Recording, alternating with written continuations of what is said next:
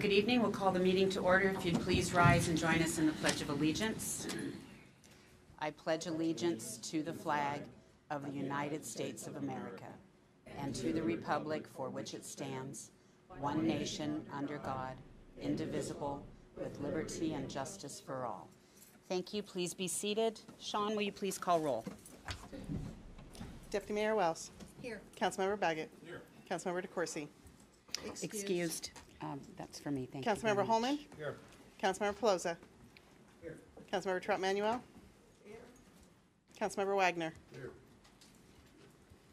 All right. We will move on to announcements, proclamations, and presentations. I will go over to the podium for a few proclamations for this evening.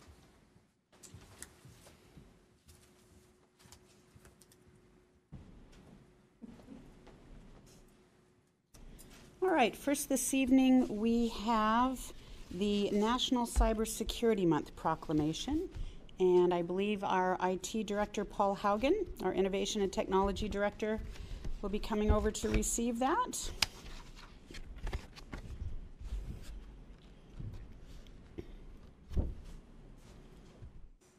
And is Jerry supposed to be up here for that too, or Jerry, you just in the audience? Just in the audience, all right. All right, so the proclamation is, whereas the City of Auburn recognizes that it has a vital role in identifying, protecting, and responding to cyber threats that may have significant impact to our individual and collective security and privacy, and whereas critical infrastructure sectors are increasingly reliant on information systems to support financial services, energy, telecommunications, transportation, utilities, healthcare, and emergency response systems, and whereas the National Institute of Standards and Technology Cybersecurity Framework and the U.S. Department of Homeland Security's Critical Infrastructure Cyber Community Voluntary Program have been developed as free resources to help organizations implement the cybersecurity framework and improve their cyber practices through a practical approach to addressing evolving threats and challenges. And whereas maintaining the security of cyberspace is a shared responsibility in which each of us has a critical role to play, and awareness of computer security essentials will improve the security of the City of Auburn's information infrastructure and economy. And whereas the President of the United States, the U.S. Department of Homeland Security, the Multi-State Information Sharing and Analysis Center, the National Association of State Chief Information Officers, and the National Cybersecurity Alliance all recognize October as National Cybersecurity Awareness Month.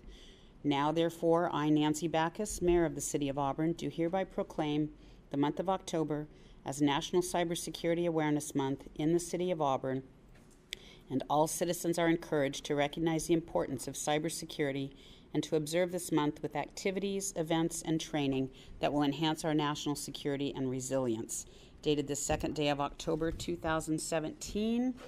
Paul, I want to thank you on behalf of our team as well as the citizens of Auburn for all that you and your team do to ensure the integrity of our data.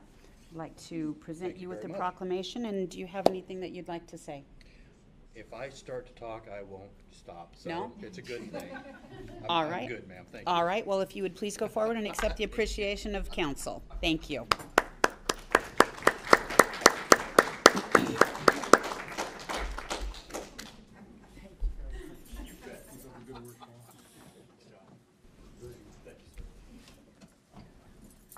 All right. Next is for our domestic violence awareness. And we have several people who are coming forward this evening. I believe that includes Liz Mills and Judy Rowland from the Seroptimus, and we have members of our team also coming forward. So I am going to ask each one of you to introduce yourselves, say a little bit about why you're here tonight, and then I'll read the proclamation. Good evening. My name is Liz Mills, and I'm the King County 211 Director. So when you think about 211, that's those 3 digits you call when you want community information. And so we're connectors for people. And part of the role of our staff is to really be active listeners. So whether a caller has called us intentionally to get services or find out where they can go for help for domestic violence, it's always something we're listening for. It's always something that we want to be able to offer. We also do a roll call every morning of all the DV shelter bed banks and circulate that to that community. So if a proclamation and bringing awareness every October helps even one person, that is fantastic. So thank you for recognizing it. I'm Judy Rowland, and I'm a member of the Seroptimist of Auburn, and Seroptimist has been very involved with domestic violence issues over the years, and in fact we are the ones that have put the purple ribbons out on the poles, although I see there's about 3 of them gone today, and we did it last Wednesday, I think it was.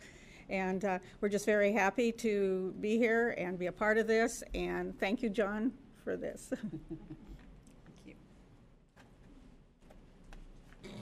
I'm Gloria Cody, and I am the domestic violence paralegal with the City of Auburn's Prosecutor's Office. And I'm here tonight with the rest of my team just to help bring awareness to the domestic violence problem that our whole country faces, and to thank the mayor and council members for all their support in everything that we do. Thank you. Good evening. My name is Lori Hahn. I'm a prosecutor with the Auburn City Attorney's Office. Our office handles all of the simple and gross misdemeanors and have a separate domestic violence prosecutor rotation. And I'm Harry Boucher, the Chief Prosecutor for the city, and I'd like just to echo what Gloria and Lori said. I'd like to thank the mayor and the council and the Chief of Police and the entire police department for their support in our efforts to combat domestic violence in the community. Thank you. So the proclamation reads, whereas domestic violence and the health and safety of our families is an important concern for the citizens of Auburn, and whereas bringing an end to domestic violence and the heartache and physical, psychological, and spiritual damage it can cause women, children, men, the elderly, families, and other victims is a responsibility of the entire community, including law enforcement and criminal justice, schools, churches, social welfare agencies, and each citizen. And whereas women and children are among the most vulnerable among all victims of domestic abuse, and whereas approximately 30% of all murders occurring in the state of Washington ultimately result from domestic violence, and abused women make up over 20% of all women seeking emergency treatment. Whereas domestic abuse is also a crime against children, since most severe child abuse occurs in the context of domestic abuse and usually follows the abuse of a woman. And whereas in addition to countless physical injuries, broken families, and damaged lives, domestic abuse consumes substantial human resources in terms of loss in dignity, self-worth, civility, independence, and productivity, as well as other resources necessary to enforce, prosecute, protect, and rehabilitate both the victims and the perpetrators of domestic abuse. And whereas all the citizens of the City of Auburn and its community are affected by the fear, heartbreak, and cost of domestic violence, now therefore I, Nancy Backus, Mayor of the City of Auburn, do hereby proclaim the month of October as Domestic Violence Awareness and Prevention Month in the City of Auburn, and ask all citizens to participate in efforts to recognize the serious impacts of domestic violence upon the citizens, families, and institutions of this community, and to work toward eliminating domestic violence within our community, dated the 2nd day of October 2017. And in addition to the fine people that are here tonight, I also want to make sure that we acknowledge the great work that our police department does on a daily basis. They are the first responders. They are the first ones typically to see the results of domestic violence. And that is not an easy thing for them, and yet they do it with a great deal of dignity and provide dignity and respect to those victims, and to all of you who have a hand in ensuring that those who are abusing are held responsible for their actions and providing opportunities for the victims to move forward in a positive manner. Thank you so much for all that you do. Liz, I believe I'm giving you the proclamation. Is that? Well, I think you should give it to your staff here. I think it should stay All within right. Auburn. Yes, thank you. Thank you very much. And if you would all go forward and please accept the appreciation of council and of the entire audience. Thank you so much for your great work.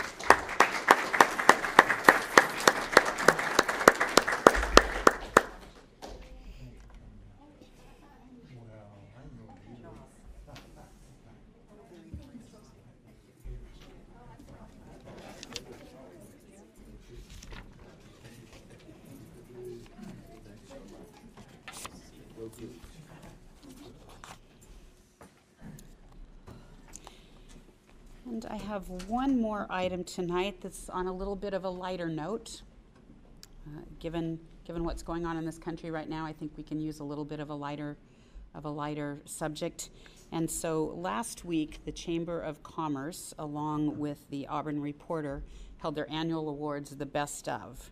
And in the category of family entertainment, the winner of the Family Entertainment Best of Auburn 2017 is, and we did this up there last week, so I'll do it again here, Auburn Parks and Recreation, Auburn Parks Arts and Recreation. Daryl, would you like to come forward and receive the plaque? We are the fun department. You are the fun department. We knew that. It's nice that the citizens of Auburn are aware of that. Congratulations. Thank you for the work. Do you want to say anything? No, well, thanks to the council for the support over the years of our department, and it takes Parks and Recreation to make a community whole. So I really appreciate that the citizens recognize our importance and what we do in the community. Great. And would you like to go forward and accept the appreciation of the council? Here,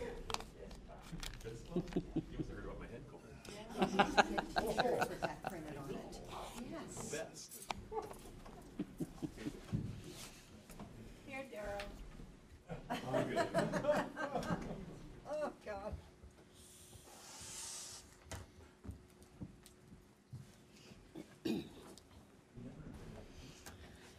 All right, we will move on with appointments. Tonight we have two appointments.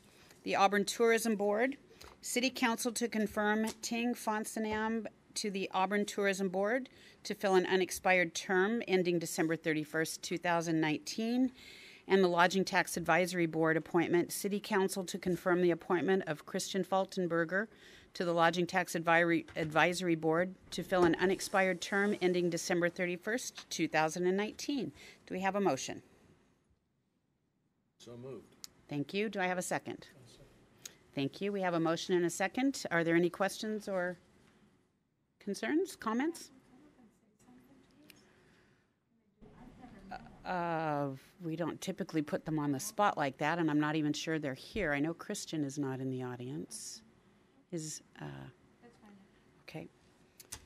All right. Both of them will do a great job completing those terms, unexpired terms. We appreciate their support.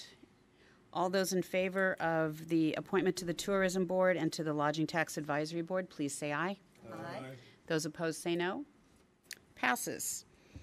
All right. And thank you both for your willingness to serve your community. Do we have any agenda modifications tonight, Sean? No, Your Honor. Thank you. We have no public hearings, so we will move to audience participation. This is the place on the agenda where the public is invited to speak to the City Council on any issue. Those wishing to speak are reminded to sign in on the form provided, and please limit your comments to 3 minutes. Is there anyone that would like to speak? Please come forward, give your name and address for the record.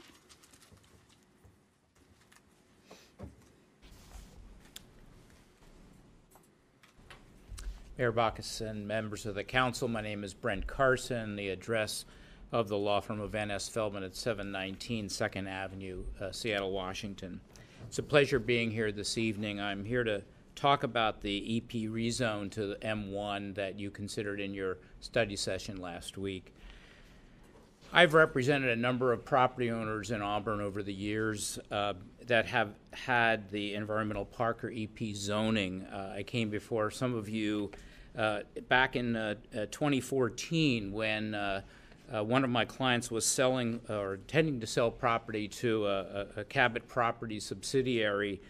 Cabot had significant concerns about the limitations of EP zoning. At the time, you were so gracious as to consider and approve a text amendment that officially grandfathered warehouse and distribution in the EP zone, but it was recognized then and still is recognized that that was kind of a Band-Aid, and really that the EP zone's purpose and intent to encourage sustainable development in that area really didn't kick off. Now, what has happened over the years since 2006 is sustainable development has occurred throughout Auburn. You have adopted low-impact development regulations, your green construction code. So some of the ideas about encouraging more sustainable development has occurred despite, I will say, the EP zoning. In addition, there's lots of non-governmental activities that have encouraged sustainable development. You're familiar with LEED construction and green build that are non-governmental sustainable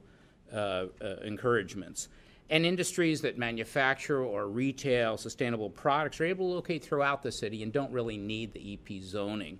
But what's happened is the EP zoning has really stymied development. I'm now representing the Cabot owner of the property that I previously represented the seller on, and they would like to see the M1 zoning in place as the other property owners in that area would. Now, you already took the policy decision-making in 2015 to amend your comprehensive plan, and in that, the comprehensive plan was amended so there is no longer any reference to EP, the environmental park, in your comprehensive plan. The intent was to soon thereafter adopt the consistent zoning. Now, your code, which was recently amended, but before its amendment this past spring, I believe, had a sequential process. You do the comp plan and then you follow it up later with the zoning. Many cities, and you now can under your new ordinance, do them together, which ensures consistency of the Growth Management Act between your comprehensive plan policies and your zoning. So we would certainly encourage you now to move forward and adopt what your Planning Commission and your staff and the property owners in the area support, which is the official final elimination of the EP zoning back to M1 and allow those property owners to redevelop and develop light industrial development in this area of Auburn, bring economic opportunities to the city. So I have a letter that summarizes some of that. I have copies for everyone, but I'll just give this to the clerk and she can distribute that. Thank you for your time. Thank you very much. Is there anyone else that would like to speak? Please come forward and give your name and address for the record.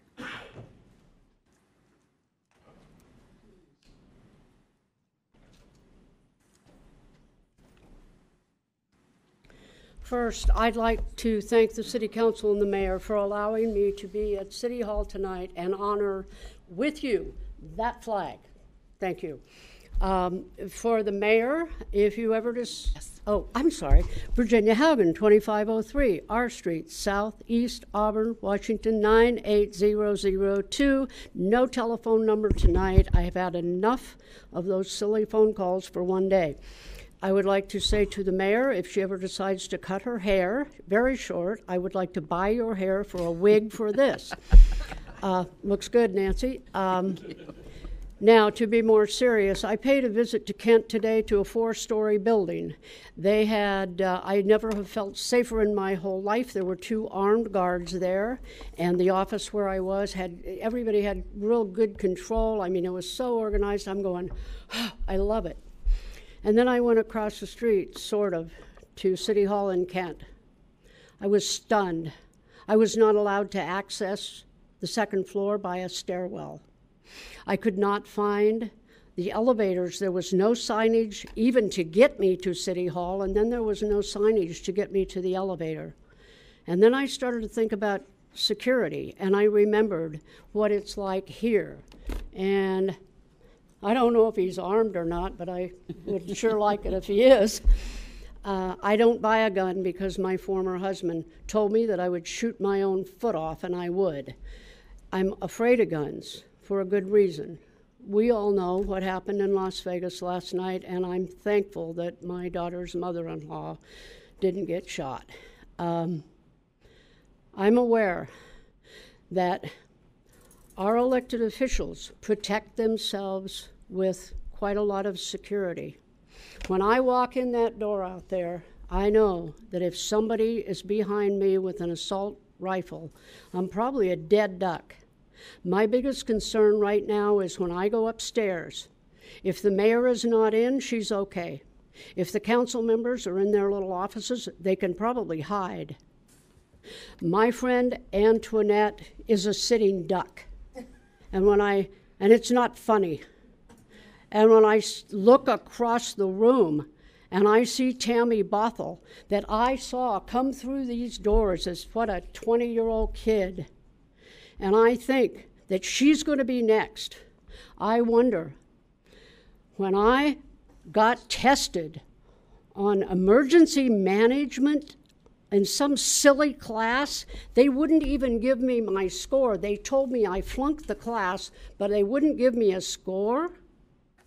And no one ever offered to give me a tour of our own emergency management facility on the 3rd floor of a $25 million building. I never found out if we really had enough supplies stored somewhere to take care of the thousands of people who would be sitting ducks in the case of a serious emergency. I'm talking natural disaster, earthquake. Today, I got, numerous years ago, I got lied to. I got told that we had an emergency management plan, and we did not. But none of that matters now. Hopefully someday somebody in this city will show us all what we have for emergency management and tell us, are we secure in this building or are we not? Thank you. Thank you. Oh, that. I looked at an ordinance here. You going to pass it? And I couldn't find the information in this packet that I needed.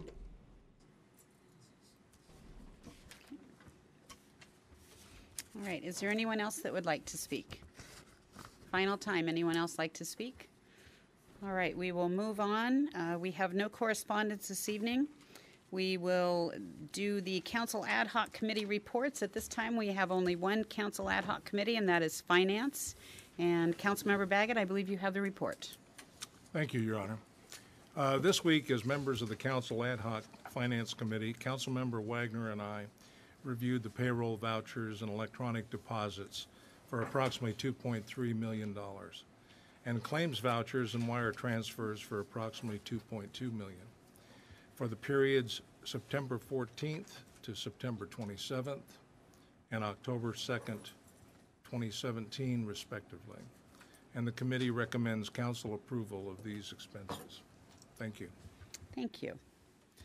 All right, we will move on to the consent agenda. All matters listed on the consent agenda are considered by the City Council to be routine and will be enacted by one motion in the form listed. Do I have a motion? Deputy Mayor Wells. I move for the approval of the consent agenda. Thank you. Do I have a second? Councilmember Holman. I second. Thank you. Deputy Mayor Wells. On the consent agenda this evening, we have the minutes from March 28, 2016, April 11, 2016, May 9, 2016 study sessions. We also have the minutes of September 18, 2017 regular meeting. And we have the claims and payroll vouchers that were reviewed by Councilmember Baggett and Councilmember Wagner, and I recommend approval. Thank you. Are there any questions or comments? Hearing none, all those in favor of the consent agenda, please say aye. Aye. Those opposed, say no. All right, we have no unfinished business. We have no new business. We'll move to resolutions. Mr. City Attorney.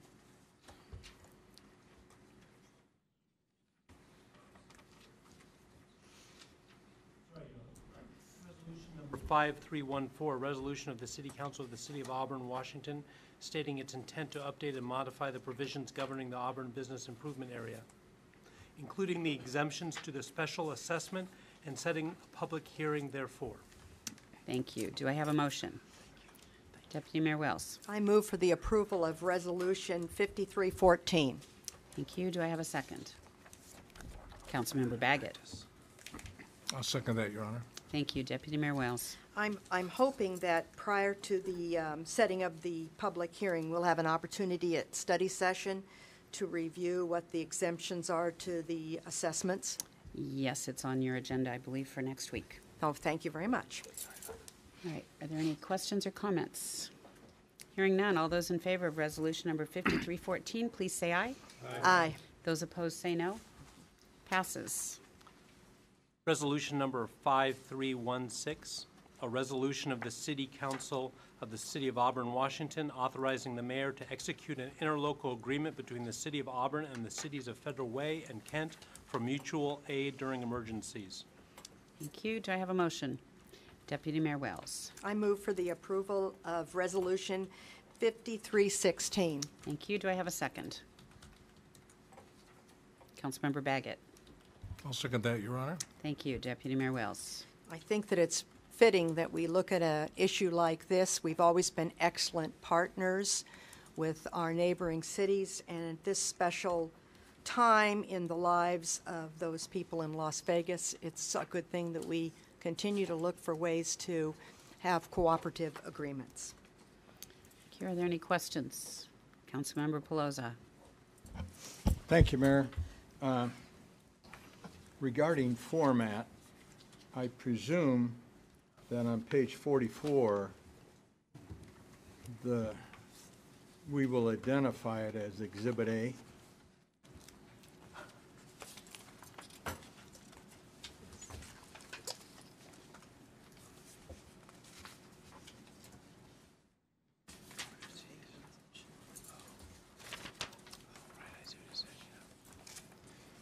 Yeah, we can make that amendment at this time, and it would be marked as Exhibit A. It's just a Thank you. Scrivener's error, correct? Yes, thank Thank you, you. Councilmember. Thank you, Mayor. All right. Are there any questions or comments? Hearing none, all those in favor of resolution number 5316, please say aye. Aye. Those opposed say no. Passes. Next resolution, Mayor, is resolution number 5318, a resolution of the City Council of the City of Auburn, Washington, authorizing the mayor to accept federal grant funds to be administered through the Washington State Department of Transportation for the South 277th Street Preservation Project. Thank you. Do I have a motion? Deputy Mayor Wells. I move for the approval of Resolution 5318. Thank you. Do we have a second? Councilmember Pelosa. I'll second it, Mayor. Thank you. Deputy Mayor Wells. It's nice to see us once again being able to get federal funds to finish a major project, though I do have a question on 277th. One of the major residents that live along 277th is having some issues regarding ingress and egress from 277th and maintaining their farm business, and wondered how we should handle those kinds of questions and to get resolution. So those questions are being handled currently between our Public Works Department and the individual who is asking for that access. So that's the way it will Great. continue to be handled at this point. Okay, I will respond to him and let him know that you've got it all under control. Thank you very much. Right. Are there any other questions or comments? Councilmember Pelosa. Thank you, Mayor. I refer you to page 52 of 59. Right below the, well, it's the first bullet where it refers to $662,000 grant from WashDOT, Washington State Department of Transportation. What is the 13.5% funding that we will be providing? I believe that. What's the value of that? Isn't that the 662,000? Ingrid, would you like to?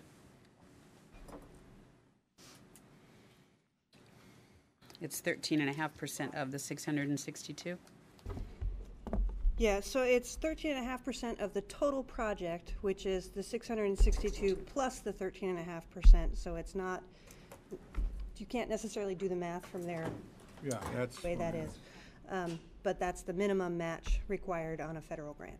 So what do you think it's going to be approximately? So for this particular grant, it'll actually be a little higher than that because the way the preservation grants work is it's a 50% match when we start off and we get the grant. However, we reimburse it at the 86.5% until the federal funds are spent, and then we reimburse the rest of it out of our own funds. So it's going to be something less than $100,000? No, it'll be something closer to about $500,000. our match? Yes. Whoa. $500,000, okay.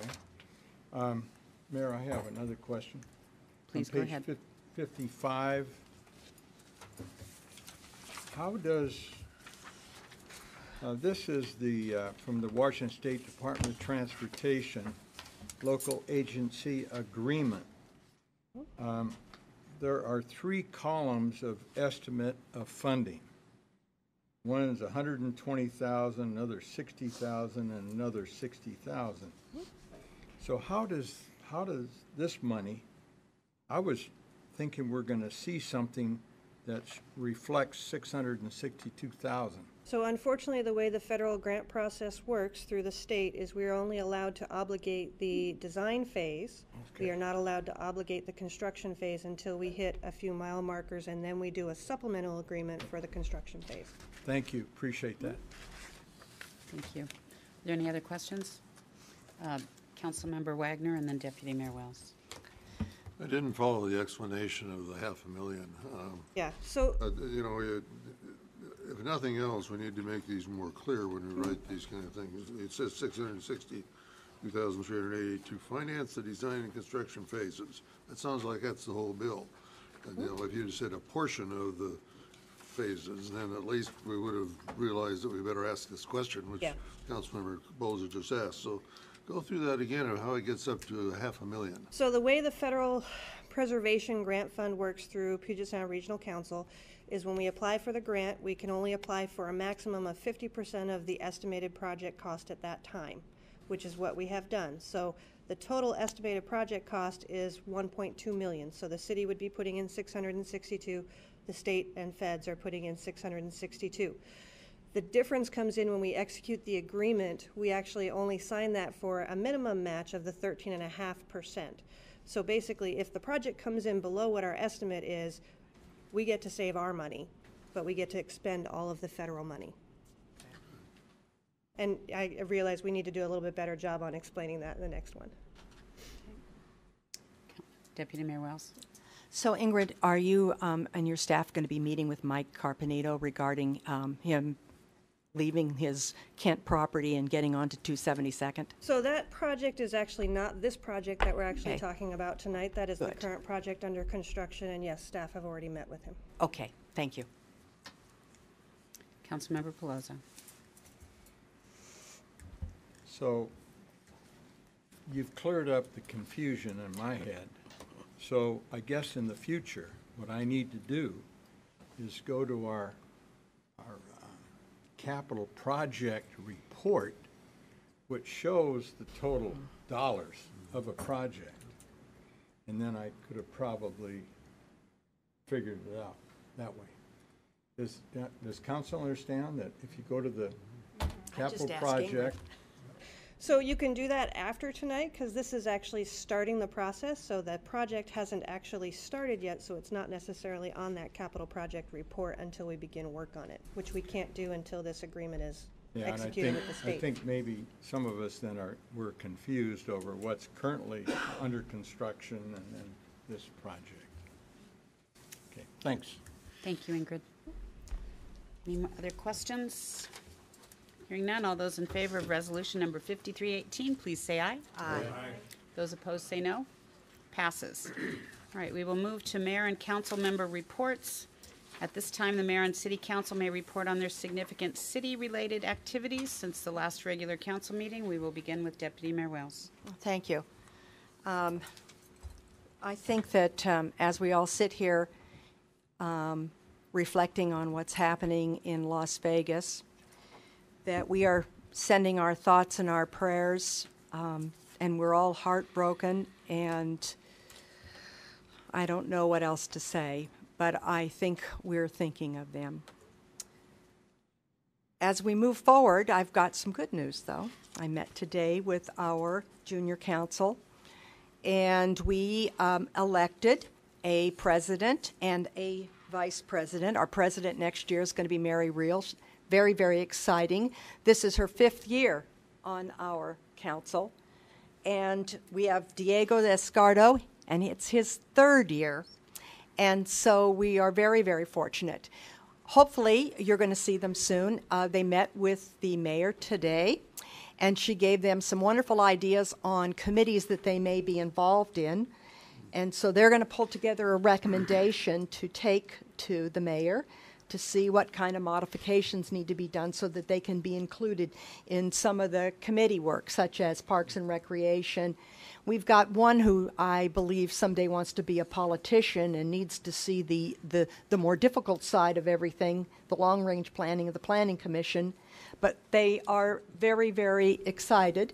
We have about 7 or 8 on the council now, and we are in the process of recruiting, and they've each taken a school to begin that process. But as you live in the neighborhoods and know these kids, please consider recruiting, helping us, and you can refer them to Antoinette or online to get an application. Thank you. Thank you. Councilmember Wagner. Last week I went to the meeting of the Puyallup River Watershed Council, and the reason that Auburn participates in that is that the White River is the major tributary to the Puyallup River. So that council had a presentation about what's called the Puyallup Watershed Initiative. I didn't even know it existed, but it's a community of interest group funded initially by the Russell Foundation at $10 million, and since then they raised another $25 million. And it's a mechanism that we might want to think about because it's a citizen-initiated, citizen-run, and they're looking for that Puyallup River watershed area, which is about 1,000 square miles.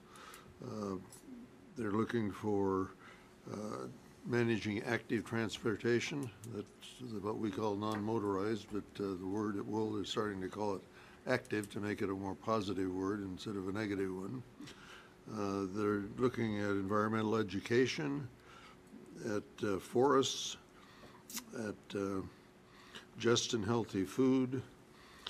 And so, you know, it gets a pretty broad view, and the Russell Foundation launches it with $10 million for 10 years, I think it is. And they've, with that secured funding, sustainable funding, they were able to go out and get another $25 million this year. So it's a mechanism that we ought to ask or let people know about, because it's big enough to make a difference. Too many citizen-run things just don't have enough budget to do something. Well, this approach sure does, and it's through the Russell Foundation. Thank you. Thank you. Councilmember Holman. Thank you, Mayor. I think as you walk about, travel about Auburn, any place, and you see a police officer, you'll notice that their badges are again draped with a black ribbon. This is a tradition from the Officer Down Society where we drape our badges when a police officer is killed. At the shooting in Las Vegas, 2 Las Vegas police officers off duty, just attending the concert like everybody else, 2 Las Vegas officers and 1 Tennessee officer were killed. A responding officer was critically wounded and critically injured. And so out of respect and solidarity, brother and sister officers have their badges draped, and it's a sign of respect. Thank you. Thank you. Councilmember Baggett. Thank you, Your Honor. Last Saturday, I attended a workshop as a representative or a committee member of the Blue Ribbon Committee for the Healthiest City in Washington 2020 at the Kent Public Health Building. And the purpose of this workshop was basically to go over with the other constituents that were in attendance, looking at the menus for restaurants in our neighboring communities regarding nutrition and calories and things of that nature for our children. And it was kind of an eye-opener for me We reviewed menus of practically every major restaurant in the Auburn and the Kent area. And I was surprised to see some of the offerings that they offered. Most of the food were fried foods and with lots of cheese and lots of things that the one that got my attention was the Oreo milkshake, which I had 850 calories worth. And kiddingly, I said that would have been my choice, but anyway, it was a very valuable workshop, and I expect to see that perhaps maybe we can bring this kind of a thing to our city here in Auburn, and bring an awareness to our community and the residents as to what's out there, and perhaps work with the restaurants, the managers, the owners, to perhaps change their menus and get more nutritious food for our children. The one that kind of hit closest to the mark was IHOP, and they offered a lot more fruits and vegetables and things of that nature to go along with some of the other ones, the offerings. So hopefully the Blue Ribbon Committee will work together with the restaurant owners to bring this information to us, which we will share with our residents as best we can. Thank you. Thank you. Councilmember Trout Manuel. As I was sitting down reflecting on my 2 weeks and my committee duties, I looked up and I had the TV on and saw what was going on over in Las Vegas, and I had already been kind of thinking a lot about what Mother Nature has done to our country with all those hurricanes over in Florida, Texas, and then hearing our citizens in Puerto Rico suffering over there, and my heart just went out to them, and then seeing them talk about the witnesses that were there sharing their stories about what they saw. One of the young men got up and he was sharing about his girlfriend, that they were trying to escape, and she kept having problems breathing, and he thought it was just because they had been running. They had to jump over one of those big walls, and when they finally got to a place where they could be safe, they realized that she had been shot in the back, and they took her in. Somebody on the side took her, loaded her up in their truck and raced her to the hospital. They took her in for surgery, and they can't remove that bullet. But my heart goes out to our police officers, to the first responders, because they are the first ones there to be in front of those bullets, to be in front of the harms that they're protecting us. And I think that we need to do more of praising our police officers and also our fire department, our first responders, because they save our lives. And I feel that our city is safe, but I do have to feel sometimes when we have some people threatening us that sometimes we do need a little bit more protection on who goes upstairs to our office, because you say that we're safe in our little cubby holes. Well, we have a window where they can see us as well. So sometimes I don't feel that safe.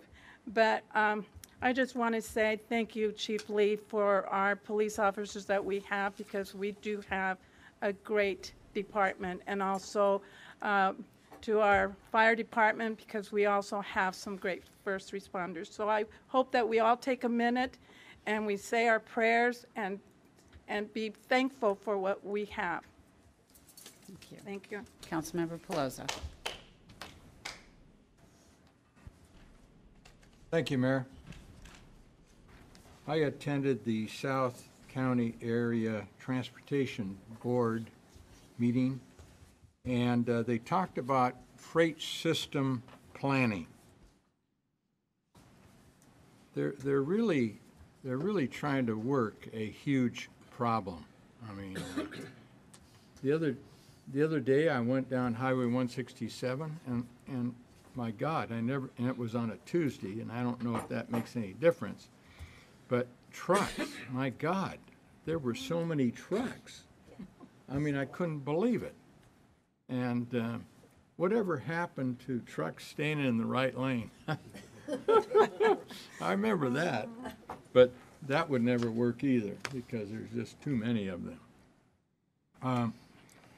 They talked about public-private partnership. Washington State Department of Transportation feels that that's one way of getting us out of the huge traffic congestion that we have. They talked about marine ports and navigation plans. The competition facing our two big ports here in Puget Sound. Look what Canada is doing. I mean, they are big, big competitors. So we're trying to work those problems. Climate impacts on air freight mobility. They talked about drones. In 50 years, drones will be carrying goods all around the place, landing them. They talked about small airports. Our airport here is, I believe it's the 4th largest activity airport in the state. So, and then they talked about metro fares. They're trying to come up with a flat rate of $2.75, and that's still under review. But this is significant. 25% of the fare box, the money that goes into the box when you get on board a metro bus, that's the only recovery, 25%. The rest of the costs are subsidized by all of us here in this room via taxes. I thought that was pretty significant. Also, I went to a meeting on the Metropolitan Water Pollution Abatement Advisory Committee, and we got a report on the West Point. Remember the big the rainstorm that we had, and then the overflow into Puget Sound. That's in the Magnolia District of Seattle. And you may have read a few weeks ago that the Washington State Ecology Department fined King County $361,000. King County will not appeal that fine, but they have requested that the fine dollars stay in the Puget Sound area. Ecology improvement actions were discussed for improvement at the West Point wastewater treatment facility, such as employee safety, because there were employees down below when all this water was backing up and coming in. Improve alert sensor activity. There were bells and whistles going off, and the employees couldn't fathom all this noise, where to go first to fix the problem. That is being looked at to bring in more common sense sensors. Emergency, employees are going to receive emergency response training, simulator training for operators. And that's about it. But there will be improvements made by King County to not only to the West Point facility, but that will go around to all the other wastewater treatment facilities for corrections. Thank you. Thank you. Along the lines of the tragedy in the last week, some of our firefighters from Valley Regional Fire Authority were in New York last weekend for the Stephen Siller Tunnel to Towers 5K, and several of our firefighters were there, along with Fire Administrator Eric Robertson, and they continue to represent the city of Auburn very, very well when they attend that, and it's quite an emotional event. I have attended in the past, and walking out of that tunnel, seeing the roads lined with police officers on one side and firefighters on the other, each of them holding a banner representing a photograph of one of our first responders that was lost in the line of duty on that day in September, is quite an emotional thing to experience, and I want to thank our firefighters who attended again this year, representing our cities very well. The evening of Saturday, the 23rd of September, I was invited as a guest of the Auburn High School class of 1977. It was their 40th anniversary, 40th reunion, and they did a great job celebrating up at Green River at Lindblom Student Union Center. I had the opportunity to do a welcome. The furthest traveling member of that class came from Sweden to attend the reunion. So had there been any awards, he would have won the award for the furthest traveled. But it was about 50% of the people still live locally. Some of them traveled from outside of this area to attend, but I would say over 50% of those that were there still live locally. Great reason for everyone to get together and reminisce, and of course everybody was looking at their badges to see exactly who they remember, who they were, who they knew when they were back in school. I am from the class of 79, so I told them that I always looked up to them because, well, they were the seniors when I was a sophomore, but they were a great group to spend the evening with, and I want to thank them for that invitation. And then on Sunday the 24th, I was invited to present, similar to what Councilmember Holman has done, at the White River Buddhist Temple. And the topic that they asked me to speak on was community and compassion. Two things that I think we need to put a reminder to all the time: community and compassion. And we talked about several ways to do that. It was an interactive session after I gave some opening remarks. And the White River Buddhist Temple wants to know more ways that they can be involved in our community. They have been working with one of the evening meals that the Auburn Food Bank helps to sponsor, but they want to be more involved in their community. And they had a representative at our Interfaith Council last week with more enthusiasm about getting involved and giving back to the community. On the 29th of September, I was very, very excited to travel over to the Allen Moore Hospital site because it was the groundbreaking for the 120-bed behavioral health hospital that is so desperately needed in our region. It is serving not just Pierce County, but also South King County, and those 120 beds will be able to serve 5,000 patients on an annual basis.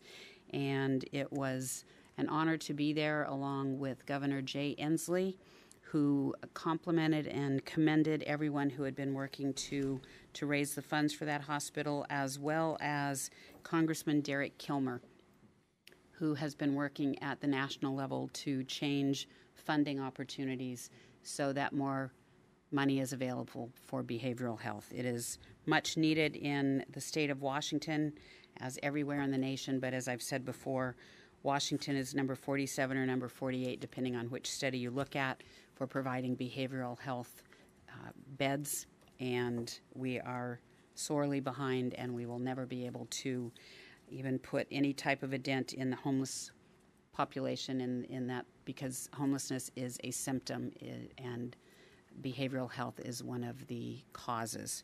And so I was proud to be there standing alongside others who had helped to raise the funds for that hospital. On Saturday night, I attended the Stand Up for Valley Cities fundraiser, and it was held at the Design Center in South Seattle, a very well-attended event, And the entertainment that evening, as it says stand up, it was stand-up comedians, all of them who had gone through a program as part of their treatment for mental health issues. Every one of them was standing up there, and there were 6 comedians plus an MC, all of whom have mental health issues, and were able to stand up there and laugh about it and get all of us to laugh about it too, because until we remove that stigma from mental health and behavioral health issues, we are not going to be able to do much to make an impact. And then one last thing, last night at about 11:30, I received a phone call from Valley Regional Fire Authority Fire Administrator Eric Robertson. He wanted to tell me that one of our firefighters, Dean McCauley, had been attending the concert in Las Vegas. And in fact, Dean, known to run, just as all of our firefighters and first responders do, run towards the gunfire, wanted to run out and help those that had already been shot.